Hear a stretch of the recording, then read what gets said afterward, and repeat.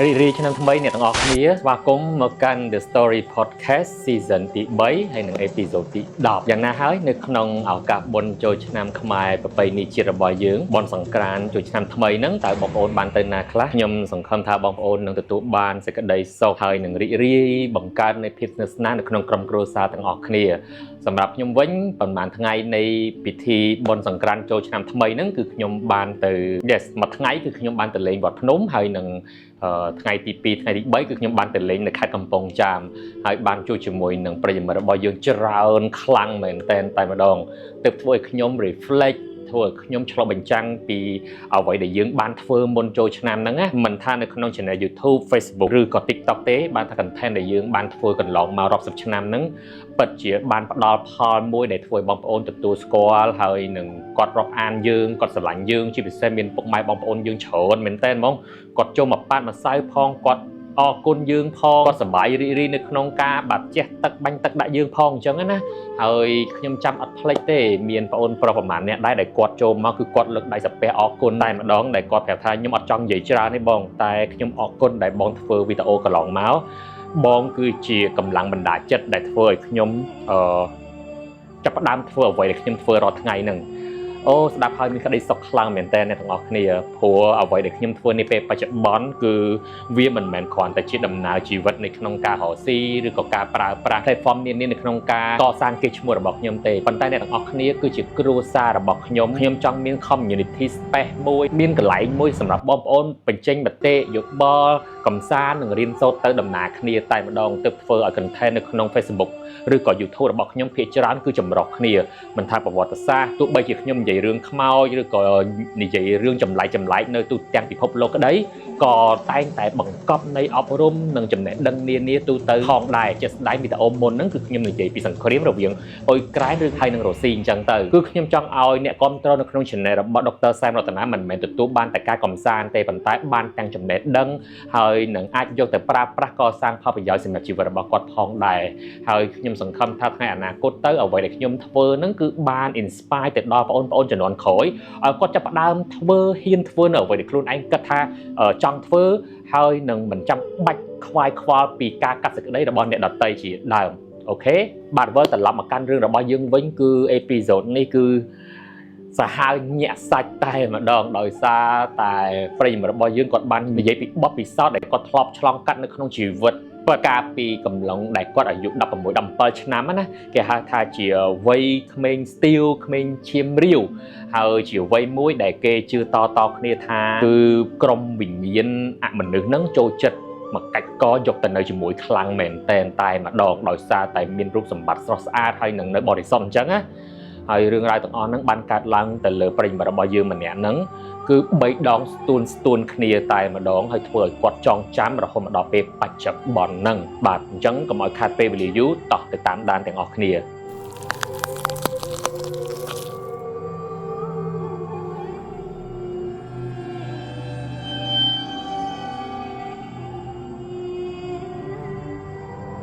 សួស្តីបងរតនានិងក្រុមការងារទាំងអស់គ្នា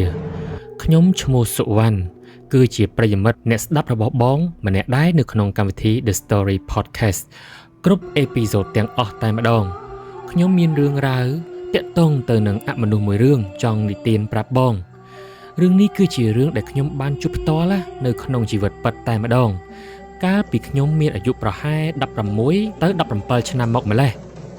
បងអើយវាគឺជារឿងដែលរន្ធត់និងព្រឺព្រួយខ្លាំងបំផុតសម្រាប់ខ្ញុំព្រោះកាលនោះខ្ញុំជួបរឿងផ្ទុនគ្នាតែម្ដងដល់ទៅ3ដងឯណោះហើយវាក៏បានដក់ជាប់នៅក្នុងខួរក្បាលរបស់ខ្ញុំមិនអាចបំភ្លេចបានរហូតមកដល់ពេលបច្ចុប្បន្ននេះរឿងហេតុទី1បានកើតឡើងចំពោះខ្ញុំនៅពេលដែលខ្ញុំកំពុងតែរៀននៅថ្នាក់ទី10នៅក្នុងខេត្តសៀមរាបនៅកំឡុងឆ្នាំ2006អីហ្នឹងតែបច្ចុប្បន្នខ្ញុំបានរៀបការនិងបានផ្លាស់ប្ដូរមករស់នៅទីក្រុងភ្នំពេញតាមភរិយារបស់ខ្ញុំវិញហើយកាលនោះបន្ទាប់ពីប្រឡងជាប់មធ្យមសិក្សាបឋមភូមិគឺថ្នាក់ទី9ហ្នឹងណាថ្មីតែម្ដងខ្ញុំត្រូវផ្លាស់ប្ដូរសាលារៀនពីស្រុកស្វាយលើទៅស្រុកពួកវិញតែខ្ញុំសុំមិនបញ្ចេញឈ្មោះសាលាទេបងខ្លាចក្មេងៗជំនាន់ក្រោយនឹងស្ដាប់ហើយខ្លាច ពេលផ្លាស់ទៅរៀននៅសាលានៅឯស្រុកពួកហ្នឹងខ្ញុំក៏បានស្នាក់នៅក្នុងសាលានោះតែម្ដងដោយសារតែអ៊ំប្រុសបង្ការរបស់ខ្ញុំហ្នឹងគាត់គឺជាអ្នកយាមប្រចាំសាលាតែម្ដងហ៎បងដែលអ៊ំបានធ្វើជាកូនផ្ទះតូចមួយមាន2បន្ទប់សម្រាប់មនុស្ស2ទៅ3នាក់អាចរស់នៅបាននៅពេលដែលទៅដល់ថ្ងៃដំបូងអ៊ំរបស់ខ្ញុំឈ្មោះអ៊ំថងគាត់បានប្រគល់តួនាទីមួយមកឲ្យខ្ញុំធ្វើជាប្រចាំតែម្ដងនោះគឺជាអ្នកដើរបិទបើកភ្លើងតាមបន្ទប់អគារសាលារៀននីមួយៗចាប់ពីម៉ោង 6 ល្ងាចតទៅជារៀងរាល់ថ្ងៃអ៊ំថងគាត់ចិត្តល្អទេតែគាត់កាចណាស់គាត់និយាយប្រាប់ខ្ញុំថា Anh ơi hãy kỹ nên nâng đời xa tại mà hãy kia anh tế ná Thôi khốn ôi lọ lọ ơi Còn ôi miền rương ấy nào mà anh chưa thầm mời sao Mình chẳng tế Anh mình chôn hãy ở tới mai hãy với nhây Tích thật hàn bàn đến số bơi ខ្ញុំដឹងថាតាមពិតទៅអ៊ំថងគាត់ក៏ស្រឡាញ់ខ្ញុំដែរតែគាត់មិនចង់សម្ដីផ្អែមដាក់ខ្ញុំក៏ឆ្លើយបែបឌឺដងទៅវិញថាបាទអ៊ំចាំតែមើលទៅថាខ្ញុំជាក្មេងល្អប៉ុណ្ណាថ្ងៃដំបូងខ្ញុំក៏ទៅរៀនធម្មតាបន្ទាប់ពីចេញពីរៀនខ្ញុំក៏បានដើរបិទភ្លើងតាមអគារសាលារៀនដោយបាននាំប្អូនប្រុសជីដូនមួយរបស់ខ្ញុំដែលជាកូនអ៊ំថងហ្នឹងទៅជាមួយផងវាមានអាយុ7 ឆ្នាំដើម្បីបានជាគ្នាព្រោះកាលហ្នឹងបើទោះបីជាខ្ញុំនៅស្ទាវបន្តិចមែនប៉ុន្តែអារឿងខ្លាចខ្មោចខ្ញុំក៏ខ្លាចដែរអ៊ំថងគាត់បានស្រែកជេរខ្ញុំខ្លាំងៗថា Anh ba tích tôi sao Có chăm bách non khné tơ rồi vốn ấy ảnh đi vui ខ្ញុំក៏តបវិញថាអ៊ំមកគ្នាច្រើនបានការងារឆាប់ហើយម្យ៉ាងខ្ញុំខ្លាចខ្មោចលងណាបានអាអូនទៅជាមួយខ្ញុំទើបកក់ក្ដៅបន្តិចនិយាយតែប៉ុណ្ណេះអ៊ំថងមិនដឹងជាយ៉ាងម៉េចទេគាត់ក៏មិនតបឈរសម្លឹងមើលមុខខ្ញុំថ្មឹងខ្ញុំបានឱកាសក៏អូសដៃប្អូនប្រុសជីដូនមួយនឹងចេញទៅតែម្ដងថ្ងៃនោះនៅពេលដែលកំពុងតែដើរបើកភ្លើងតាមអគារពីអគារមួយទៅអគារមួយរហូតជិតទៅដល់អគារទី5ដែលនៅក្បែរដងទង់ជាតិមិនដឹងជាយ៉ាងម៉េចទេនៅសុកមេឃក៏ចុះត្រជាក់ខុសធម្មតាគឺថាត្រជាក់បែបចម្លែកឡើងព្រឺសម្បុរគីង្គក់តែម្ដងហើយភ្នែកខ្ញុំចេះតែក្រវាសចុះក្រវាសឡើងស្រាប់តែប្រទះឃើញមនុស្សប្រុសចាស់ម្នាក់ពាក់អាវពណ៌សខោពណ៌សហើយមានសក់ពណ៌សរាងវែងបន្តិចខ្ញុំមើលពីចម្ងាយទៅគេកំពុងតែឈរនៅពីមុខអគារនោះតែម្ដងដោយដៃរបស់គេមានកាន់ឈើច្រត់ទៀតផងមើលទៅដូចជាមនុស្សបុរាណយ៉ាងម៉េចទេបរិយាកាសល្ងាចផងខ្ញុំដូចជាមិនសូវស្រួលក្នុងចិត្តដំបូងខ្ញុំគិតថាគាត់អាចជាអ្នករស់នៅជិតសាលាឬក៏ជាលោកគ្រូអ្នកគ្រូដែលបង្រៀននៅទីនេះហើយតែខ្ញុំមិនបានចាប់អារម្មណ៍អ្វីច្រើនទេហើយខ្ញុំក៏បែរខ្នងត្រឡប់ក្រោយបំណងដើរតម្រង់ទៅកន្លែងសម្រាកវិញប៉ុន្តែភ្លាមនោះស្រាប់តែមានខ្យល់បក់មកមួយវឹបបក់កាត់ខ្នងខ្ញុំឡើងត្រជាក់ស្រេបធ្វើឲ្យខ្ញុំងាកបែរទៅខាងក្រោយវិញហើយរូបភាពដែលខ្ញុំបានឃើញនោះគឺបែរទៅជាមនុស្សប្រុសមានធំដៀងម្នាក់មុខអាក្រក់ខ្លាំងមែនតើបងស្លៀកខបិនពណ៌ខ្មៅខ្លួនខ្មៅអត់មានអាវហើយនៅពេលដែលខ្ញុំសម្លឹងមើលទៅខាងក្រោមគេអត់មានជើងនោះទេគេឈរសម្លក់ខ្ញុំពីចម្ងាយដូចជាខឹងនឹងខ្ញុំណាស់អញ្ចឹងតែតាមផិនភាកគឺខ្ញុំមិនដែលស្គាល់គេពីមុនមកនោះទេឃើញបែបនេះហើយខ្ញុំភ័យណាស់បេះដូងបុកឌឹបខ្ញុំអត់គិតអីច្រើនទេក៏ប្រញាប់អូសដៃអាប្អូនខ្ញុំរត់យ៉ាងលឿនស្លែវលែងងាកក្រោយតែម្ដងទៅដល់កន្លែងសម្រាកវិញយ៉ាងត្រហេបត្រហប់ខ្ញុំក៏បានសួរប្អូនប្រុសខ្ញុំថាមិញហើយមានឃើញអីអត់វាក៏ឆ្លើយថាឃើញអីអត់ឃើញអីផងអញ្ចឹងមានន័យថាខ្ញុំពិតជាត្រូវខ្មោចលងតែឯងហើយបន្តិចក្រោយមកអ៊ំថងក៏ដើរមកសួរថា Hãy thấy ảnh bạn chỉ được này và ổn rụt lươn mấy ខ្ញុំក៏តបវិញថាគ្មានអីទេអ៊ំខ្ញុំរត់ដេញគ្នាលេងតើពេលនោះខ្ញុំមិនបាននិយាយរឿងនេះប្រាប់អ៊ំថងទេព្រោះខ្លាចគាត់ឈប់ឲ្យអាអូនកូនគាត់នឹងទៅបើកភ្លើងជាមួយខ្ញុំទៀតកាលនោះហេតុតែនៅក្មេងខ្ញុំឆោតណាស់ខ្ញុំគិតថាប្រហែលជាខ្លួនព្រិលភ្នែកហើយមើលទៅព្រឹកស្អែកឡើងខ្ញុំក៏បានដើរទៅថ្នាក់រៀនដោយបានឆ្លងកាត់អគារដែលខ្ញុំបានបិទភ្លើងកាលពីល្ងាចម្សិលមិញនឹងឯង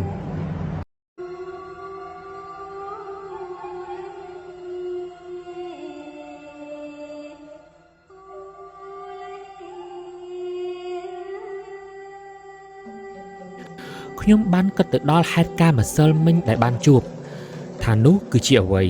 តើជាខ្មោចមែនទេ ឬគ្រាន់តែជាការស្រមើស្រមៃរបស់ខ្លួនឯងទេតែច្បាស់ណាស់ខ្ញុំអត់ស្រវាងភ្នែកទេពេលនោះខ្ញុំដើរបណ្ដើរគិត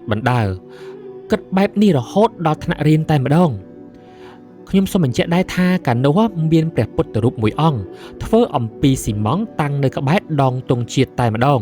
ចំណែកឯនៅជិតនោះក៏មានខ្ទមអ្នកតាមួយយ៉ាងធំផងដែរពេញមួយថ្ងៃខ្ញុំរៀនអត់ចូលទេរសេះរសោះគិតតែពីរូបភាពដែលខ្លួនបានឃើញកាលពីម្សិលមិញហ្នឹងទ្រាំលេងបានពេលចេញពីរៀនណាដោយសារតែមានចម្ងល់រឿងខ្ទមអ្នកតាផងរឿងដែលខ្ញុំបានជួបកាលពីម្សិលមិញផងខ្ញុំក៏បានយករឿងទាំងអស់ហ្នឹងទៅសួរអ៊ំថងត្រង់តែម្ដងនៅពេលនោះអ៊ំថងលឺហើយគាត់ភាំងមួយសន្ទុះ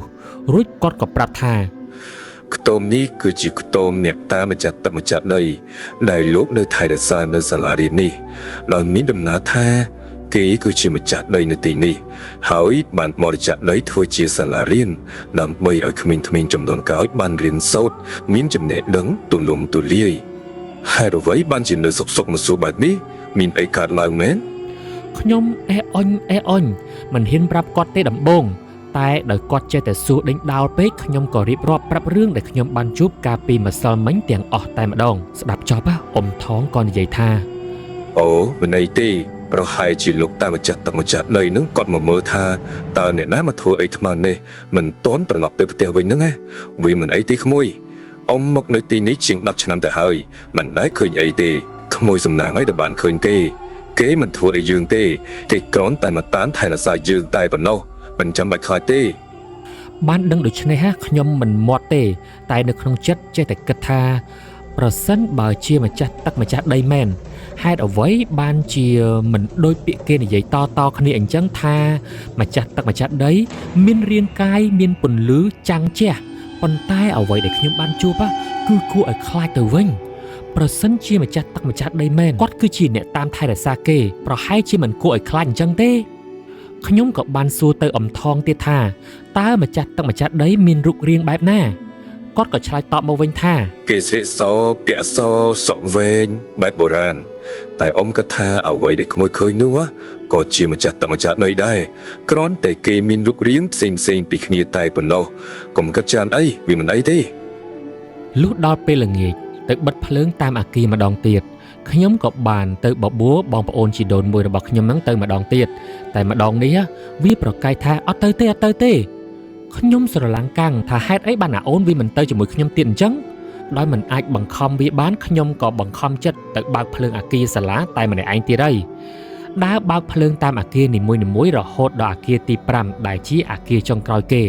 និងជាចំណុចដែលខ្ញុំបានឃើញមនុស្សប្រុសមាឌធំខ្មៅកាលពីម្សិលមិញខ្ញុំក៏បានតាំងចិត្តថាម្ដងនេះខ្ញុំនឹងមើលឲ្យច្បាស់ម្ដងទៀតដើម្បីឲ្យអស់ក្តីសង្ស័យរៀបដើរតម្រង់ទៅមាត់ទ្វារទៅហើយខ្យល់ក៏ចាប់ផ្ដើមចុះត្រជាក់ទៀតហើយធ្វើឲ្យខ្ញុំព្រឺរំពេញខ្លួនហើយពេលនោះខ្ញុំក៏បានឃើញមនុស្សប្រុសកាលពីម្សិលមិញនឹងឯងឃើញពិតមែនមុខមាត់របស់គេគួរឲ្យខ្លាចណាស់រលេះរលួយសុទ្ធតែឈាមហើយសម្លឹងមើលមកខ្ញុំនៅក្នុងក្រសែភ្នែកយ៉ាងគួរឲ្យខ្លាចភ្នែកគេលៀនធំមុខសុទ្ធតែឈាមហើយអត់មានជើងទៀតហើយខ្ញុំភ័យខ្លាំងពេកក៏បានរត់យ៉ាងលឿនសម្ដៅត្រឡប់ទៅកន្លែងសម្រាកវិញតែពេលទន្ទឹមគ្នាពេលដែលខ្ញុំកំពុងតែរត់នោះកន្ទុយភ្នែករបស់ខ្ញុំក៏បានឃើញថាមនុស្សប្រុសមាឌធំខ្មៅនោះកំពុងតែរំកិលខ្លួនដេញតាមខ្ញុំយ៉ាងប្រកៀកពីខាងក្រោយតែម្ដងរត់បណ្ដើរភ័យបណ្ដើរអស់ជំរឿសក៏រលេចទៅឃើញខ្ទមអ្នកតាខ្ញុំក៏គិតថាអ្នកដេញតាមខ្លួនខ្ញុំនឹងប្រហែលជាមិនមែនជាអ្នកតាអីទេបើអ្នកតាហេតុអីក៏គេចង់ធ្វើបាបខ្ញុំអញ្ចឹងខ្ញុំក៏បានតាំងចិត្តអធិដ្ឋានសូមឲ្យម្ចាស់ទឹកម្ចាស់ដីជួយតាមថែរក្សាកូនចៅផងកូនចៅខ្លាចហើយស្រាប់តែពេលនោះដូចជាមានស្រមោលតាចាស់ម្នាក់ទៀតមកបាំងពីមុខមនុស្សមាឌធំនោះដូចជាបិទផ្លូវមិនឲ្យគេរត់មកតាមខ្ញុំអញ្ចឹងខ្ញុំអត់បានឈប់មើលទេគិតតែពីរត់មួយទំហឹងជីវិតតែម្ដងពេលត្រឡប់មកដល់កន្លែងវិញខ្ញុំបានរៀបរាប់រឿងទាំងអស់ប្រាប់អ៊ំថងពេលនោះអ៊ំថងព្រឺរំយ៉ាងខ្លាំងព្រោះមិននឹកស្មានថារឿងនេះវាកើតឡើងចំពោះខ្ញុំទេដោយសារតែវាស្ដែងពេកគាត់ជឿផងមិនជឿផង ក្រែងគិតថាខ្ញុំនឹងចង់កិច្ចវេការងារអញ្ចឹងណាតែតាំងពីពេលនោះមកអ៊ំថងឈប់ឲ្យខ្ញុំដើរទៅបើកភ្លើងសាលាទៀតហើយគឺគាត់ជាអ្នកទៅបើកខ្លួនឯងតែម្ដងចាំមើលគាត់បានឃើញអីចម្លែកឬអត់តែពិតជាចម្លែកមែនទែនគាត់ពិតជាអត់បានជប់អ្វីប្លែកមែនឬក៏មកពីរាសីខ្ញុំដាក់ឬក៏យ៉ាងម៉េចមិនដឹង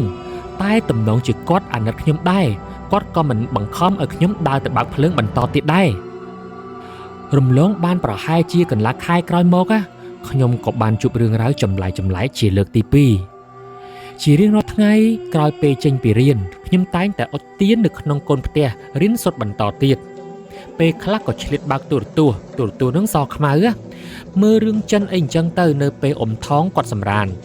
ពេលខ្លះក៏មើលរឿងរហូតដល់យប់ជ្រៅតែម្ដងថ្ងៃនោះខ្ញុំជក់មើលរឿងរហូតដល់ម៉ោង10យប់ទៅចប់នៅសុកខ្ញុំក៏មានអារម្មណ៍ថារងាព្រឺឆ្អឹងខ្នងត្រជាក់ចុងដៃចុងជើងពិបាកដកដង្ហើមថប់យ៉ាងម៉េចមិនដឹងទេហើយព្រាមនោះខ្ញុំក៏ប្រញាប់ទៅបិទទូរទស្សន៍ហើយរៀបចូលគេងគឺខ្ញុំគេងនៅក្នុងមុងជារៀងរាល់ថ្ងៃតែពេលបិទទូរទស្សន៍ហ្នឹងសភាពនៅក្នុងផ្ទះក៏ងងឹតមានតែពន្លឺភ្លើងចង្កៀងប្រេងកាតបើករឹមស្រាប់តែខ្ញុំចោលភ្នែកក្រឡេកទៅមើលមាត់បង្អួចឃើញមានរូបរាងបុរសម្នាក់កំពុងតែឈរនៅទីនោះខ្លួនគេឡើងខ្មៅភ្នែកឡើងក្រហមអណ្ដាតធ្លាក់វែងសក់សំពងធំស្រដៀងនឹងព្រលឹងមនុស្សប្រុសដែលខ្ញុំបានជួបកាលពីប្រហែលខែមុនដដែលបងធ្វើឲ្យខ្ញុំភ័យលុះព្រលឹងយ៉ាងខ្លាំងស្ទុះក្រោកឡើងរត់សម្ដៅទៅរកអ៊ំថងហើយស្រែកថាជួយផងអមខ្មៃឡងអ៊ំថងភ្ញាក់ឡើងស្រែកថាណាខ្មោចខ្ញុំក៏ចង្អុលទៅបង្អួចតែពេលនោះគឺគ្មានឃើញនរណាឈរនៅទីនោះឡើយខ្ញុំនៅក្នុងចិត្តថាពេលស្មាននេះគឺគ្មាននរណាមកឈរធ្វើអីទេប្រកាសជាខ្មោចច្បាស់ណាស់ក្រោយមកអ៊ំថងក៏ឈូលពិលមើលទៅបង្អួចនិងដើរមើលជុំវិញផ្ទះមួយជុំក្រែងលោមមានចោលឬក៏មនុស្សណាម្នាក់ដែលមានបំណងមិនល្អជាដើមតែពេលនោះក៏គ្មានឃើញនរណាគេម្នាក់ខុសពីធម្មតានោះឡើយត្រឡប់ចូលមកក្នុងផ្ទះវិញអ៊ំថងគិតថាដូចជាមិនសូវស្រួលហើយគាត់ក៏ប្រញាប់យកខ្សែកបន្តោងរូបព្រះសម្រិទ្ធដែលគាត់ពាក់នឹងកហ្នឹងមកពាក់ឲ្យខ្ញុំនិងអង្អែក្បាលខ្ញុំកុំឲ្យផិតភ័យបន្តទៅទៀតយប់នោះខ្ញុំអ៊ំថងនិងអាអូនកូនគាត់ហ្នឹងក៏គេងជុំគ្នានៅក្នុងមុងតែមួយរហូតទល់ព្រឹកតែម្ដងក្រោយមកពេលដែលដើរទៅរៀនអ៊ំថងក៏បានប្រាប់ខ្ញុំថាឲ្យខ្ញុំលើកដៃសំពះព្រះពុទ្ធរូបនិងខ្ទមអ្នកតាម្ចាស់ទឹកម្ចាស់ដីដែលលោកនៅថែរក្សានៅសាលារៀនជានិច្ចពេលដែលដើរកាត់ដើម្បីជាការសុំសុខសប្បាយអញ្ចឹងណាទន្ទឹមនឹងពេលនោះអ៊ំឆ្ងល់ណាស់ថាហេតុអ្វីពេលដែលខ្ញុំមករស់នៅជាមួយគាត់នៅក្នុងសាលារៀននេះខ្ញុំបានជួបរឿងចម្លែក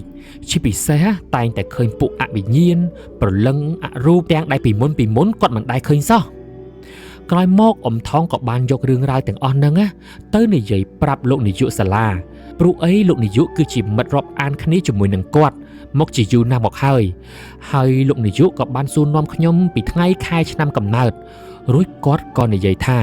ដោយសារតែឆ្នាំនេះខ្ញុំមានអាយុ16ទៅ17ឆ្នាំគឺអញ្ចឹងឯងពួកអមនុស្សវាចូលចិត្តតាមណាស់ក្មេងៗអាយុប៉ុណ្ណឹងបើតាមចាស់តែងតែមានជំនឿថាវ័យក្មេងប៉ុណ្ណេះគឺជាវ័យពេញស្អាតសម្រាប់ក្មេងស្រីនិងក្មេងប្រុសទោះបីជាមានមុខមាត់មិនសូវស្អាតយ៉ាងណាក៏ដោយហើយយើងតែងតែសង្កេតឃើញថាក្មេងៗដែលជួបគ្រោះថ្នាក់ចរាចរណ៍ដល់អាយុជីវិតនៅវ័យនេះមិនថាគ្រោះថ្នាក់ចរាចរណ៍ឬក៏លង់ទឹកអីជាដើមសុទ្ធតែបានឃើញរបស់ចម្លែកជាមុនជានិច្ចដូចខ្ញុំអញ្ចឹងហើយអ្នកខ្លះសំណាងល្អបុណ្យនៅសល់ក៏អាចរួចជីវិតទៅតែអ្នកខ្លះទៀតក៏ព្យាយាមបើកកិច្ចពីគេរួចក៏ជ្រុលចង្កូតទៅបុកចូលឡានអីជាដើមក៏មានហេតុដូច្នេះហើយពួកអមនុស្សឬក៏វិញ្ញាណដែលកាចវាចូលចិត្តណាស់គឺកាច់យកទៅនៅជាមួយវាតែម្ដងជាពិសេសគឺពួកក្មេងវ័យសបា16 17ឆ្នាំគេហៅក្មេងស្ទាវអញ្ចឹងអ្នកទាំងអស់គ្នាដែលចូលចិត្តដើរលេងពេលយប់ប្រលប់ជាដើមព្រោះជាពេលដែលគេនឹងវាមានឫទ្ធិអំណាចខ្លាំងខ្ញុំឮបែបនេះភ្លាមតាំងពីថ្ងៃនោះមកខ្ញុំខ្លាចណាស់បងអើយឲ្យតែយប់ឡើងមិនហ៊ានដើរទៅណាផ្ដេសផ្ដាសនោះទេកាលពីចំនួននោះគឺយប់ឡើងនៅតែក្នុងផ្ទះទន្ទិញមេរៀនចប់គឺទម្លាក់មុងចូលគេងបាត់តែម្ដង ហើយអ៊ំថងក៏ថែរក្សាខ្ញុំមិនហ៊ានឲ្យដាច់ពីក្រសែភ្នែកគាត់ដែរព្រោះគាត់ខ្លាចខ្ញុំមានគ្រោះថ្នាក់ណាមួយដែលអាចកើតឡើងមិនអាចនឹកស្មានដល់ផុតពីនោះប្រហែលជា3ខែក្រោយមកថ្ងៃមួយអ៊ំថងសុកក៏ធ្លាក់ខ្លួនឈឺធ្ងន់ដោយមិនដឹងពីមូលហេតុសោះលេបថ្នាំអីក៏មិនត្រូវលេបថ្នាំអីក៏មិនបានគឺមិនបានធូរស្បើយសោះតែម្ដងណាធ្វើឲ្យគាត់ត្រូវទៅសម្រាកនៅឯផ្ទះជាមួយនឹងប្រពន្ធគាត់ដើម្បីរកគ្រូខ្មែរជួយព្យាបាលជាមួយអាទិត្យនៅពេលនោះហើយជាពេលដែលខ្ញុំត្រូវនៅក្នុងផ្ទះនៅឯសាលាតែម្នាក់ឯងព្រោះដោយសារតែមិនអាចចោលការយាមសាលាជំនួសអ៊ំបាននិងមិនអាចចោលការសិក្សារបស់ខ្លួនផងដែរខ្ញុំខ្លាចណាស់តែមិនដឹងធ្វើយ៉ាងម៉េចបើអ៊ំគាត់ឈឺធ្ងន់បែបនេះទៅហើយខ្ញុំចាំច្បាស់ថានៅប្រលប់ថ្ងៃមួយនោះពេលដែលនៅផ្ទះតែម្នាក់ឯងខ្ញុំបានរៀបចំធ្វើម្ហូបហើយបើកទូរទស្សន៍ចោលដើម្បីកុំឲ្យស្ងាត់កំពុងតែធ្វើម្ហូបស្រាប់តែខ្ញុំបានឮសូរសំឡេងមនុស្សស្រីដែលស្រែកហៅខ្ញុំពីក្រោយខ្នង Hey Awan ពេលនោះខ្ញុំប្រឹងផ្ទៀងត្រចៀកស្ដាប់ថាសំឡេងនោះមកពីណាហើយខ្ញុំក៏ដើរទៅបិទទូរទស្សន៍ហើយខំប្រឹងផ្ទៀងស្ដាប់សំឡេងនោះម្ដងទៀតព្រោះសំឡេងនោះឮខ្សោយល្វើយមិនដឹងជាសំឡេងអ្វីឲ្យប៉ិតប្រាកដនោះទេខ្ញុំក៏ទៅធ្វើម្ហូបបន្តទៀតកំពុងតែធ្វើម្ហូបសុកខ្ញុំក៏បានឮសំឡេងនោះស្រែកហៅម្ដងទៀតតែម្ដងនេះខ្ញុំឮយ៉ាងច្បាស់តែម្ដង Awan ស្ដាប់យូរទៅដឹងថាគេហៅឈ្មោះខ្ញុំហើយជាសំឡេងមនុស្សស្រីហៅថាអាវ៉ាន់ជាច្រើនសារ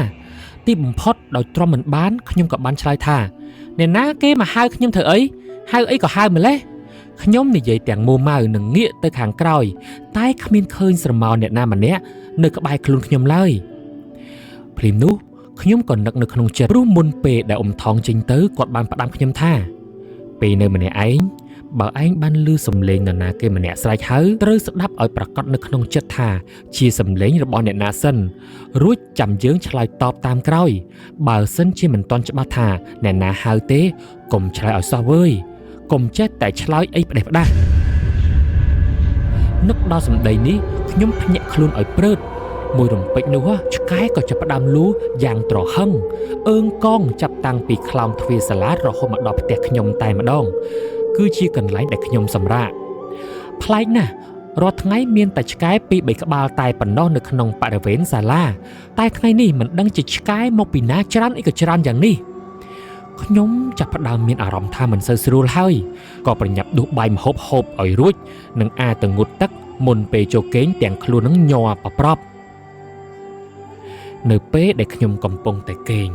ស្រាប់តែមិនទាន់លក់ផងហ្នឹងណាក៏ឮសូរសំឡេងភងផាំ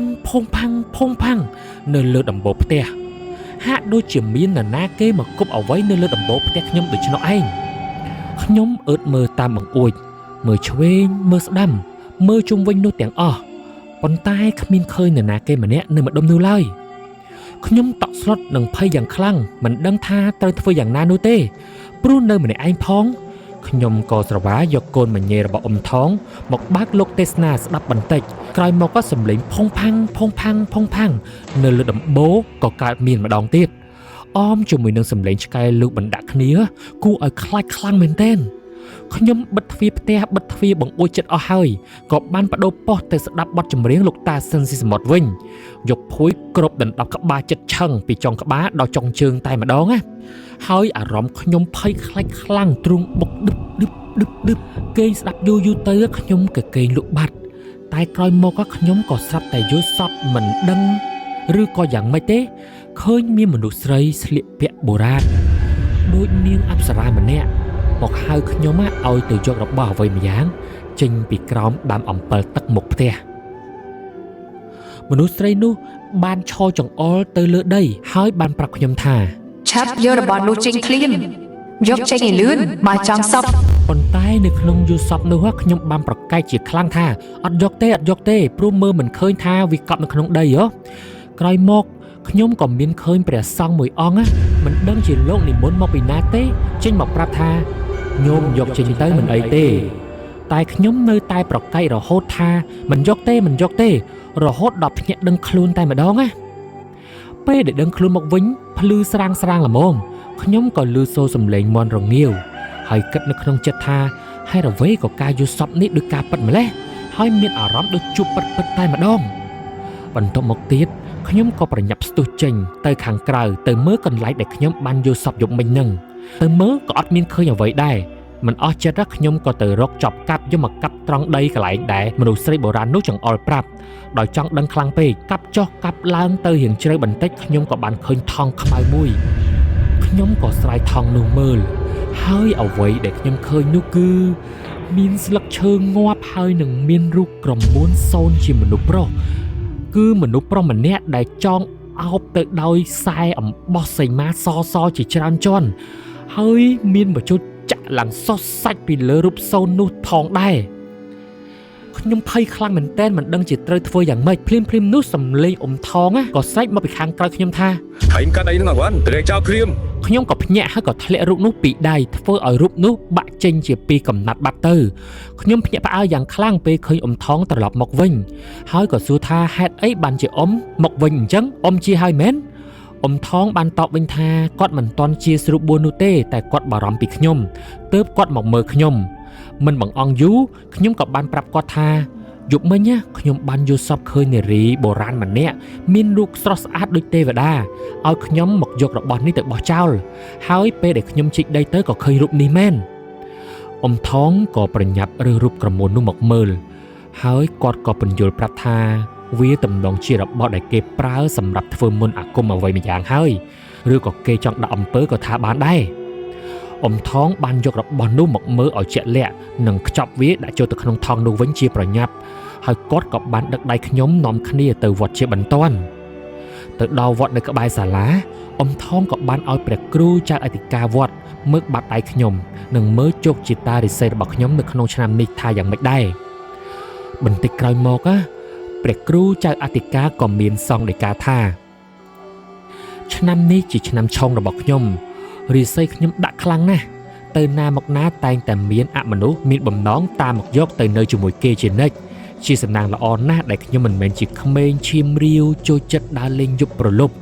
បើមិនដូច្នោះទេខ្ញុំពិតជាជួបគ្រោះថ្នាក់ដល់អាយុជីវិតជាជាពុំខានចំណែកឯរបស់ដែលដាក់ជាប់នៅក្នុងថង់ខ្មៅនោះវិញព្រះអង្គក៏មានសង្ឃដីកាបន្តថាជារបស់អពមង្គលដែលមានមនុស្សយកមកដាក់បំណងផ្ចាញ់ផ្ចាថងហើយមើលទៅឬក៏លោកគ្រូអ្នកគ្រូនៅក្នុងសាលារៀននេះដោយបំណងអាក្រក់ណាមួយជារបស់ដែលគេប្រើសម្រាប់ដាក់អំពើធ្វើឲ្យមនុស្សឈឺជាដើមថងក៏គិតមួយសន្ទុះដូច្នេះហើយទើបបានជាគាត់ធ្លាក់ខ្លួនឈឺលេបថ្នាំអ្វីក៏មិនបាត់ឬនេះអាចមកពីគាត់ត្រូវអំពើរបស់នរណាគេមួយក៏ថាបានដែរមកដល់ត្រឹមនេះថងក៏បានប្រាប់ព្រះគ្រូចៅអធិការថាកាលពីប្រហែលខែមុនគាត់ធ្លាប់មានទំនាស់ទាស់សម្ដីគ្នាម្ដងដែរជាមួយនឹងសន្តិសុខយាមសាលាចាស់ធ្វើឲ្យសន្តិសុខចាស់នោះមានការខឹងសម្បាហើយក៏ប្រហែលជាសន្តិសុខសាលាចាស់នោះហើយដែលជាអ្នកធ្វើអំពើដាក់ឲ្យគាត់ឈឺដូចនេះព្រោះនៅពេលឆ្លោះគ្នានោះធ្វើឲ្យគេបាត់បង់ការងារអញ្ចឹងតែនេះសុទ្ធតែជាការប៉ាន់ស្មានរបស់ថងតែប៉ុណ្ណោះយើងគ្មានផតតាំងណាមួយទៅចាប់កំហុសគេឡើយក្រោយមកទៀតព្រះចៅអធិការវត្តក៏បានឲ្យថងយកថង់ខ្មៅនោះទៅកប់ចោលហើយខិតខំធ្វើបុណ្យសាងកុសលឧទ្ទិសទៅដល់ម្ចាស់កម្មពៀផងជាមួយនឹងការព្យាបាលតាមវិទ្យាសាស្ត្រខ្លះនោះជំងឺនឹងជាសះស្បើយជាពុំខានចំណែកឯខ្ញុំវិញព្រះគ្រូចៅអធិការក៏បានចងខ្សែអំបោះក្រហមមួយជាប់នៅនឹងដៃហើយនឹងស្រោចទឹកបណ្ដេញគ្រោះចង្រៃចេញតាមជំនឿទៅសរុបមកវិញនេះគឺជារឿងដែលខ្ញុំបានជួបផ្ទាល់និងចងចាំមិនភ្លេចទេតាំងពីសម័យរៀនរហូតមកដល់ពេលបច្ចុប្បន្ននេះបើទោះបីជាខ្ញុំបានរៀនចប់ពីសាលារៀននោះអស់មកជាច្រើនឆ្នាំទៅហើយក៏ដោយត្រឡប់មកគិតគ្នាជាមួយថងវិញខ្ញុំគិតថាព្រលឹងមនុស្សប្រុសមេធំខ្មៅម្នាក់នោះច្បាស់ជាគ្រូមន្តអាគមណាមួយបញ្ជាមកដើម្បីមកធ្វើបាបថងហើយតែចែកដនអីខ្ញុំនៅជាមួយគាត់ក៏រងគ្រោះទៅតាមនឹងដែរទៅព្រោះជាឆ្នាំគត់របស់ខ្ញុំចំណែកឯតាចាស់ម្នាក់ដែលមកជួយខ្ញុំគិតថាប្រហែលជាគាត់នឹងជាម្ចាស់ទឹកម្ចាស់ដីដែលគាត់មើលថែរក្សានៅសាលារៀននោះដោយថងប្រាប់អញ្ចឹងរីឯរឿងចុងក្រោយវិញខ្ញុំគិតថាប្រហែលជាប្រលឹងជំនាញផ្ទះឬក៏ជំនាញសាលាហើយដែលមកបញ្យល់សពខ្ញុំឲ្យទៅយករបស់នោះចេញពីក្នុងដីមកផ្ទះស្របពេលនោះថងក៏ប្រាប់ថាមូលហេតុដែលគាត់វិលត្រឡប់មកវិញនោះដោយសារតែប្រពន្ធគាត់បានយល់សពឃើញជំនាញផ្ទះមកបញ្យល់សពគាត់ដែរថាខ្ញុំអាចនឹងមានគ្រោះថ្នាក់ដល់ជីវិតប្រសិនបើនៅម្នាក់ឯងគឺត្រូវឲ្យថងប្រញាប់មកមើលថែទាំខ្ញុំវិញឲ្យលឿន តែអ្នកទាំងអស់គ្នាជឿទេថាបើទោះបីជាមាននរណាគេម្នាក់ដាក់អំពើមកលើយើងក៏ដោយបើសិនជាយើងជាមនុស្សមានបុណ្យខ្ពស់ឬប្រសិនបើយើងខំធ្វើបុណ្យនោះរបស់មិនល្អទាំងឡាយក៏មិនអាចមកយាយីយើងបានឡើយដោយពាក្យពុកម៉ែខ្ញុំតែងតែប្រដៅជានិច្ចថាប្រសិនបើយើងមានចិត្តល្អបុណ្យកុសលល្អនោះនឹងជួយយើងឲ្យជួបតែសេចក្តីសុខដូច្នេះហើយសូមអ្នកទាំងអស់គ្នាកសាងអំពើល្អឲ្យបានច្រើនតាមតែអាចធ្វើបានព្រោះបុណ្យហើយនឹងបាបមិនដែលភ្លេចម្ចាស់ឡើយជាចុងក្រោយខ្ញុំសូមអរគុណបងរតនានិងក្រុមការងារដែលបានអានសាច់រឿងរបស់ខ្ញុំរហូតដល់ចប់អរគុណខ្លាំងមែនទែនសូមជម្រាបលា